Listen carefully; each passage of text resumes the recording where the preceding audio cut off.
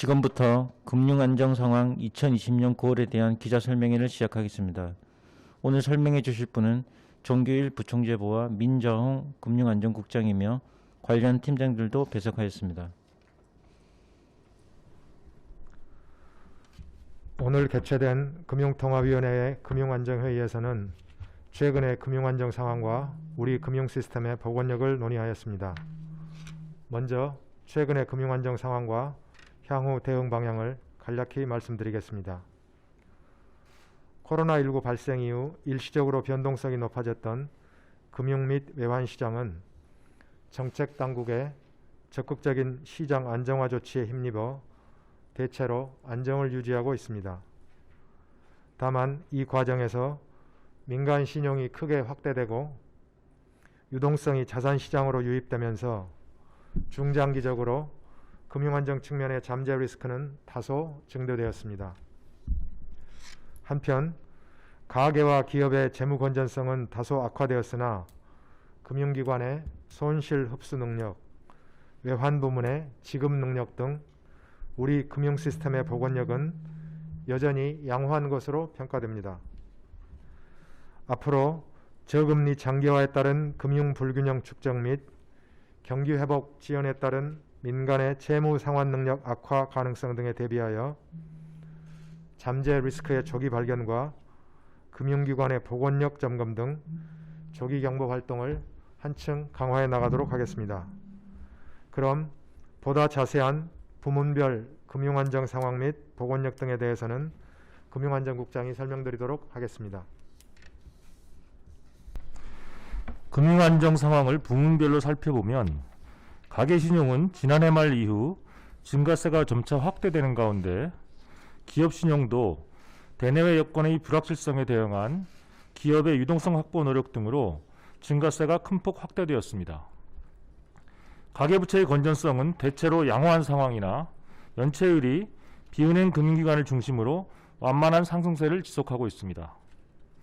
기업의 재무 건전성은 국내의 경기 침체 등으로 기업 실적 부진이 지속되면서 다소 악화되는 모습입니다.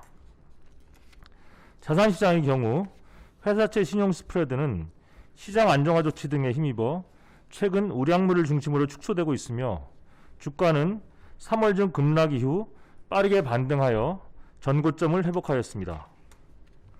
주택 매매 가격은 상반기 중 상승세가 확대되었으나 정부의 연이은 주택시장 안정대책 발표 등으로 8월 들어서는 오름세가 둔화되었습니다.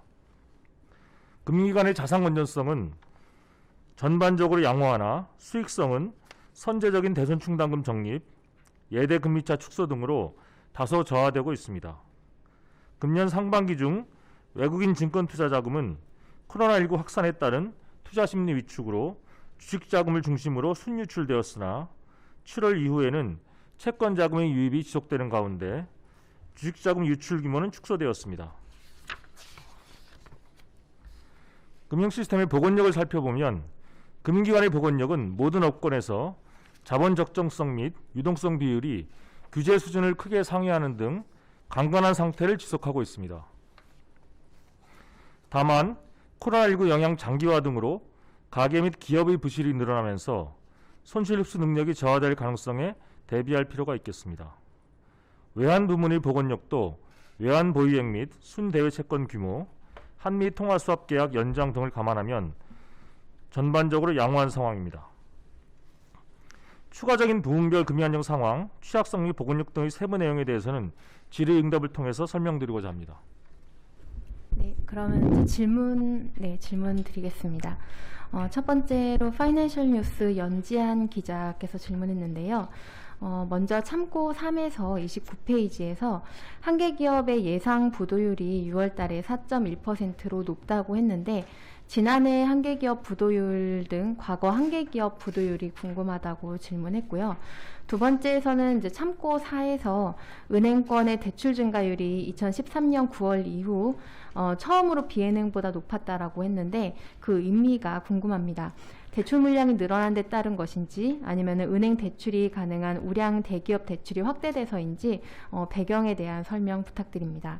마지막 질문은 한계 기업 수가 역대 최대인 게 작년 기준이고 기업 대출 증가는 올해 2분기 기준인데 혹시 대출과 동일한 이제 올해 시기로 봤을 때 한계 기업 수에 대한 잠정치가 혹시 있는지 좀 설명 부탁드립니다.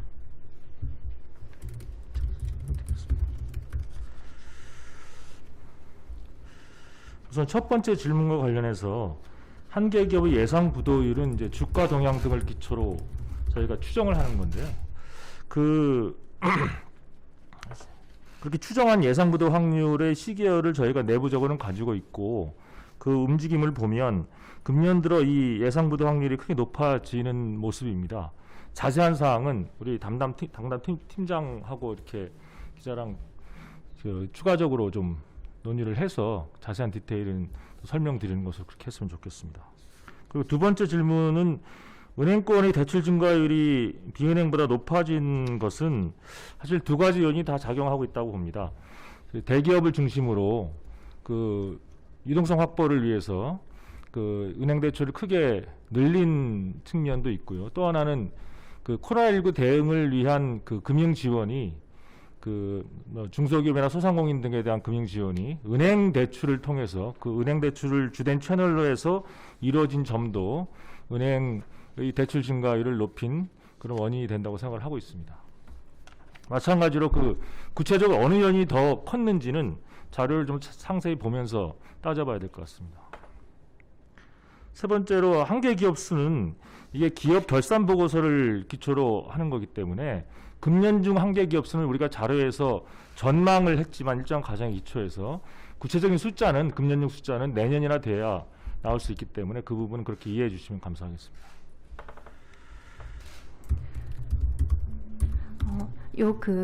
아까 참고 3이랑 그 참고 4에 대해서 그 담당 팀장님들 체크하고 알려주신다고 했는데 요 관련해서는 따로 저희 공보실 통해서 좀 자료를 주실 건지 Q&A 끝나고 네, 그럼 추가적인 제가 설명을 그거는, 좀 따로 받아가지고 워딩에 하겠습니다. 네. 그래서 두 번째 그 디지털 타임즈 김현동 기자 질문인데요. 명목 GDP 대비 민간 신용 비율이 가파르게 상승하고 있습니다. 추세로 보더라도 2003년에서 2004년 그리고 2008년에서 2009년 이후에 또 하나의 주기를 형성하는 것처럼 보이는데요. 금융 사이클 측면에서 현재의 민간 신용 비율을 평가하자면 어떤 국면이라고 볼 수 있을까요? 그리고 두 번째 질문은 코로나19 이후에 정책자금 지원, 통화공급 확대, 그리고 SPB를 통한 비우량 회사채 매입까지 다양한 툴이 동원이 됐습니다. 그럼에도 비우량물 신용 스프레드가 우려할 수준을 유지하고 있는데요. 그 원인이 어디에 있다고 보시는지, 그리고 SPB가 효과가 있다고 볼 수 있는지에 대해서 좀 판단 부탁드리고요. 세 번째 질문은 증권사의 외화 조달 리스크 해소를 위한 정책 수단으로 현재까지는 가시화된 것이 없습니다. 어떤 접근 방식이 필요하다고 보시는지. 그리고 네 번째 질문은 코로나로 차주의 채무 상환 능력 악화 추정에도 은행 등의 건전성 지표가 역으로 오히려 개선된 모습입니다. 이자 상환 유예가 지표의 왜곡을 초래하고 있다라는 견해가 있는데 그에 대해서는 어떻게 보시는지 평가 부탁드립니다. 민간 신용에 대해서는 제가 설명을 드리고 나머지 질문에 대해서는 금융안전국장이 추가로 설명드리도록 하겠습니다. 민간 신용을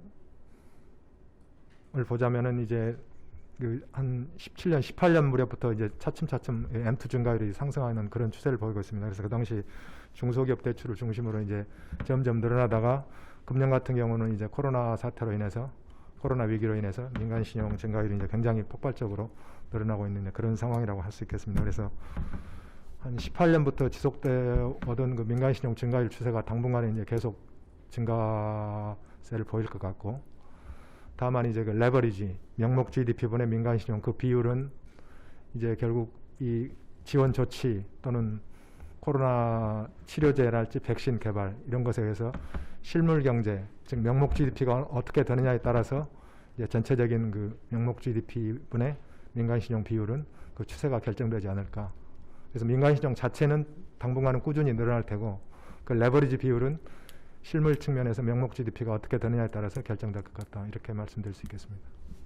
두 번째 질문과 관련해서는 그 질문하신 기자께서 지적하신 대로 그 회사채 신용 스프레드 비우량물의 경우에는 크게 축소되지 않고 있습니다. 그런데 이것은 전반적인 경기 상황을 반영을 하는 것이고 그러니까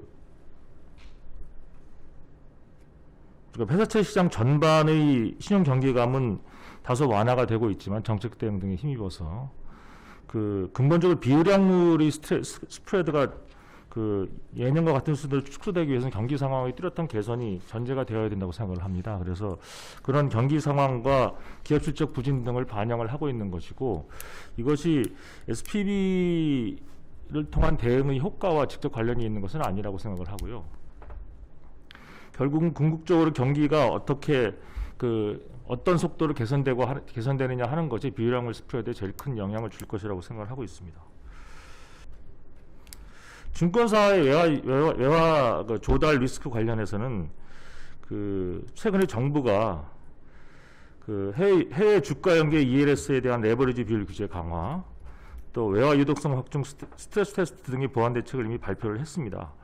그래서 이런 조치들이 점차 영향을 줄 효과를 발휘할 수 있을 것이라고 예상을 하고요. 또 그것과 별도로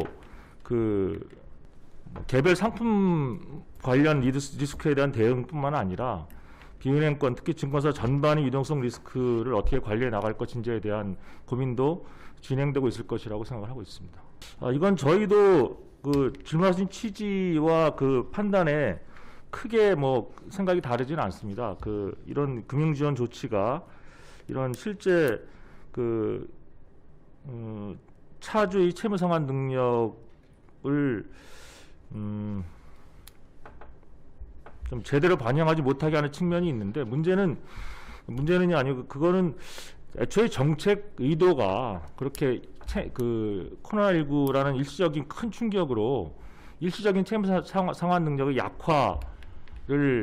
약화에 직면하고 있는 차주들을 지원하고자 하는 것이기 때문에 어느 정도는 정책 의도가 그런 것이 정책 의도에도 부합되는 것이라고 생각을 합니다. 다만 당초 예상보다 이제 코로나 영향이 장기화될 경우에는 이것이 영구적인 또는 장기적인 채무 상환 능력의 약화로 이어질 수가 있는데, 이 경우에는 그런 지원 조치들이 어떤 그런 근본적인 채무 상환 능력의 약화를 표면화되지 못하게 만드는 요인이 될 수 있으니까, 이런 코로나 영향의 지속 정도 등을 봐가면서 그런 대응도 조정되어 나갈 필요성이 있다고 생각합니다.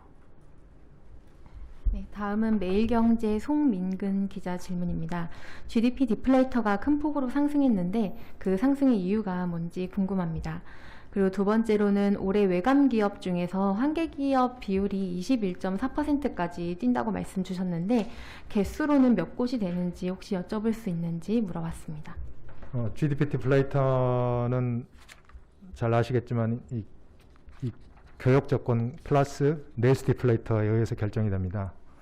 근데 최근에 이제 내수 디플레이터, 즉 내수 물가 자체는 크게 변화는 없습니다. 최근에 이제 농수산물 가격이 오르긴 했지만은, 그래서 GDP 디플레이터가 올해 큰 폭으로 상승한 것은 교역 조건 쪽에서 이제 플러스 효과가 있었던 건데, 유가가 작년에 비해서 굉장히 큰 폭으로 떨어지면서 수출 가격과 수입 가격에서 차이로 결정되는 교역 조건이 굉장히 플러스 효과가 있어서 GDP 디플레이터가 상승한 걸로 그렇게 파악이 되고 있습니다.